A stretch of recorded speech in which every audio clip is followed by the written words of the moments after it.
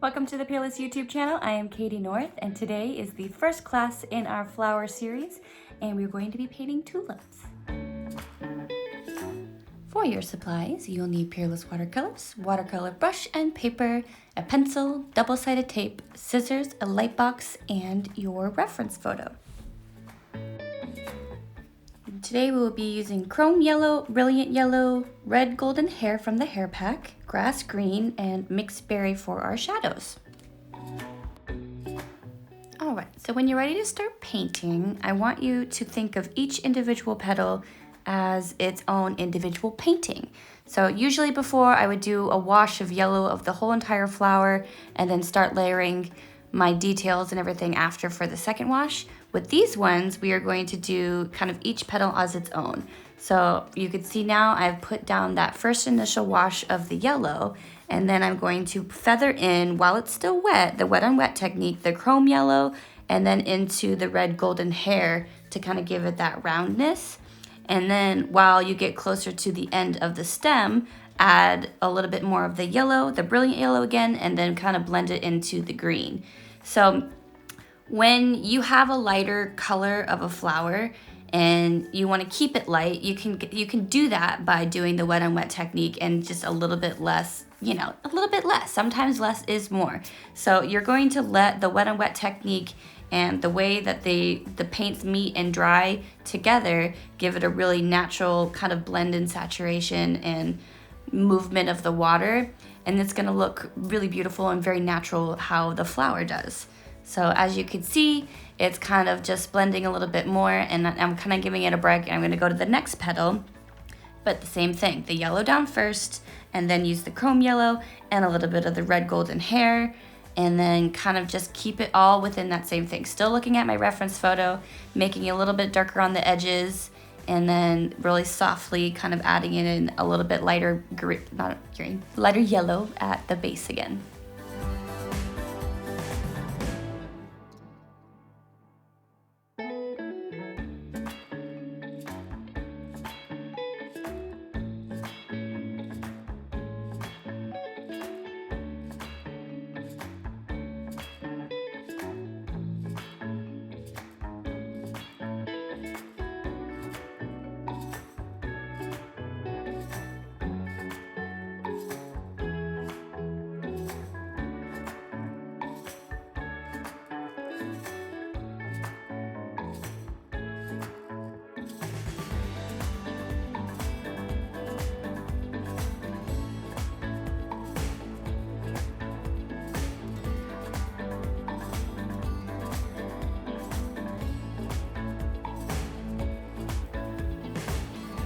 So as I'm working, I'm kind of looking at my first flower, and I notice that the base of the petal gets a little bit too dark and a little bit too orange.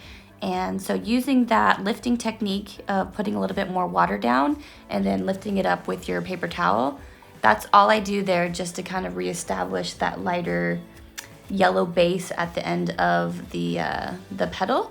And it just kind of brightens it up again. So right there, so you can see that little line of the yellow there that I'm looking for, and just doing that simple little lifting trick with the paper towel to make sure that it's done drying, and it's gonna stop it right there. And then you know that little, since the yellow was the first layer down, that's gonna be the one that's staying on the paper. And yeah, so I've just brightened it up just a little bit. Right, and moving on to the second petal of the second flower, I definitely want that stripe of the orange to be pretty vibrant and to have a bright end. So you have the top bright yellow and then that yellow that goes into the green of the leaf.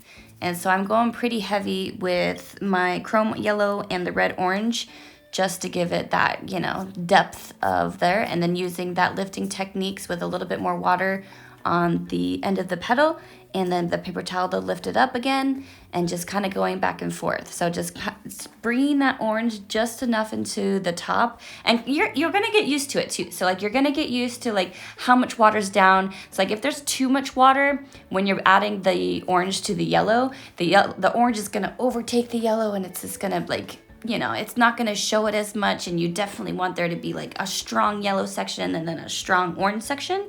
So play around with it. See if you need a little less water and you can kind of blend it more with your paintbrush. Sometimes you want more water and you have like a super, super bright saturated amount of orange and you're just letting like the flow of the water dictate where the, like where the blend's gonna be. It's gonna look beautiful either way. And it will definitely make it look like your own personal kind of flower. But if you want, you know, that softer blend and know exactly where everything's going, you know, just kind of playing with the saturation and the wetness, all of those things come into factor with it. So now I'm laying down my first wash of the green, and the grass green is pretty bright. So I just kind of want to tone it down just a little bit, still with the wet and wet technique. And I'm just using just a little bit of the mixed berry just to make it a little bit darker. It's pretty close to the complementary color for green.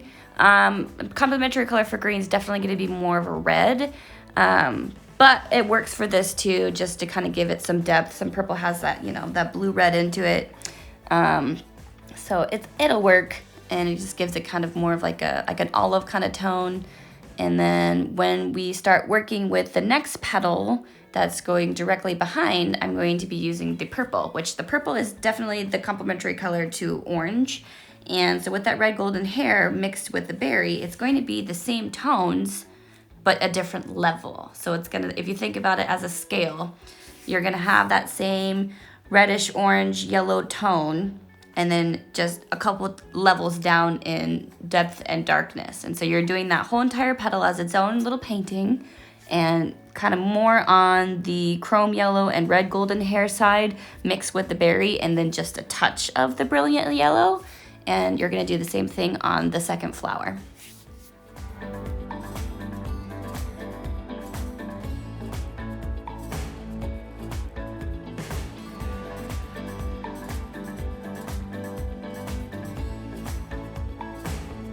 Okay, and so what I'm going to be doing next is actually the brilliant yellow, pretty bright, and just this barely amount of the purple. You can see me kind of mixing it and making sure I get the right amount. Is what I want to do is give it a shadow that separates the two petals so that front petal pops out, and then I'm gonna dip off my brush of all of the excess paint and then just barely kind of soften that line a little bit, kind of so it blends into the other petal. So again, yellow, complementary color, mixed berry, it's going to be all of your shadows. So that's all I've done in that little area. And then kind of just adding in some detailed lines so I can kind of see where my stems are going. But yeah, if you guys don't learn anything besides yellow and purple together for this whole flower tutorial, it's gonna change the way you do so many different shadows. So this is literally one of my favorite tricks. And yeah, I feel like this flower just perfectly shows off how you can mix all of those colors together to get all of those individual tones and the levels of darkness.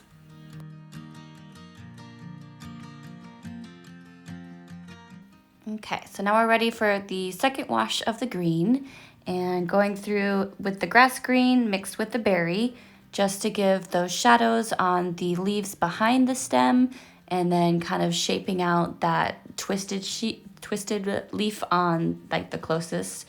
And yeah, just mixing those two up together and giving it those shadows.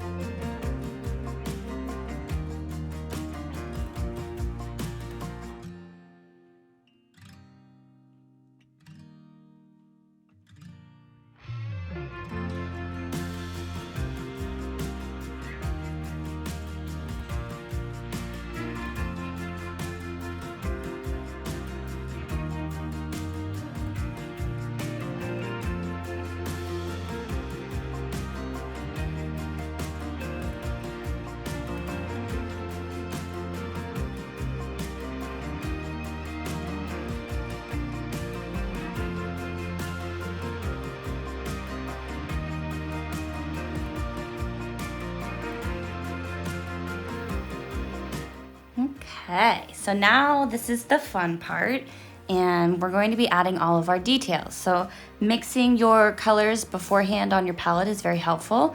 And this is kind of like how small these little lines are and how delicate they are, I feel make it look a lot more natural and more realistic.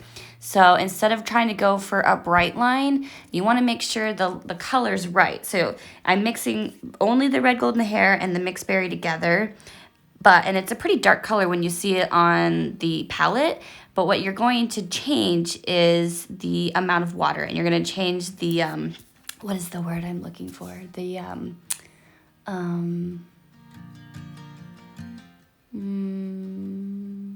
come to me word. It is diluted. You're diluting the water. You're making it more transparent. Transparent, yes. I am looking for that word. So those lines, how soft they are and how delicate and how beautiful they are on the petal themselves, that you can hardly see them when you look at, from far away, but then you get right up next to the petal and you see these little tiny lines. So to do something like that in watercolor, you want to make sure the tone's right. And then the other huge thing is the saturation and the water, and you want to make them transparent. So I have the color that I've mixed, and then looking at my petals and going back and forth between the red and the mixed berry, and then just really softly, very translucent lines, and that's going to give it those just little, very, very, very tiny little details that make it look so beautiful.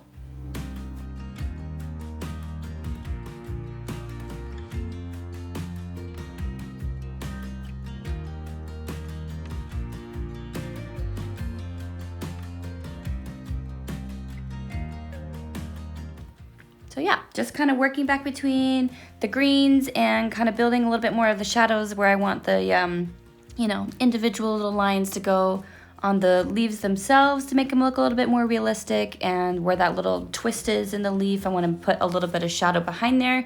I kind of mess up my camera angle so you can't quite see it right now what I'm doing, but you'll be able to see it in a moment when it skips to the next one.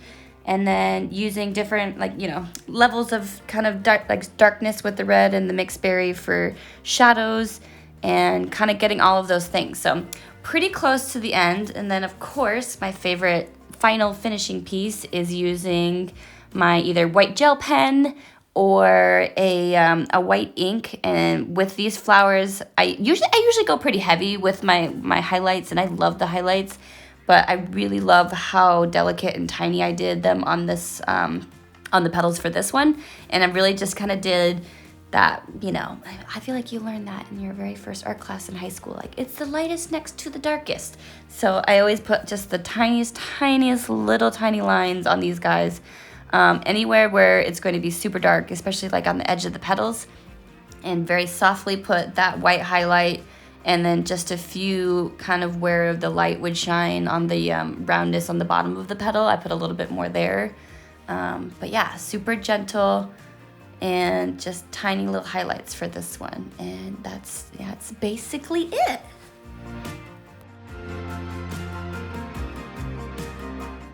And I'm also using my white highlighter to clean up the edges of my petals, just to make them look a little bit more sharp. Yeah, I feel like that kind of makes it look a little bit more crisp too.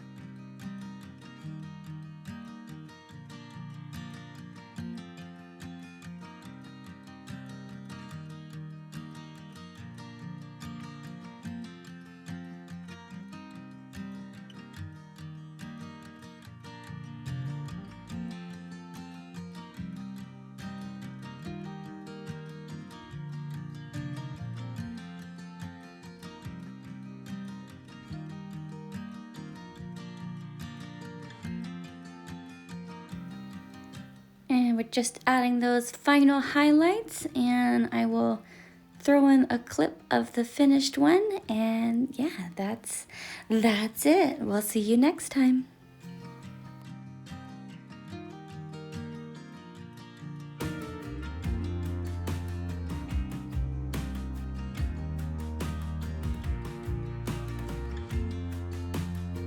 Thank you so much for watching. Make sure to like and subscribe and share with your friends, and I hope to see your flower painting soon.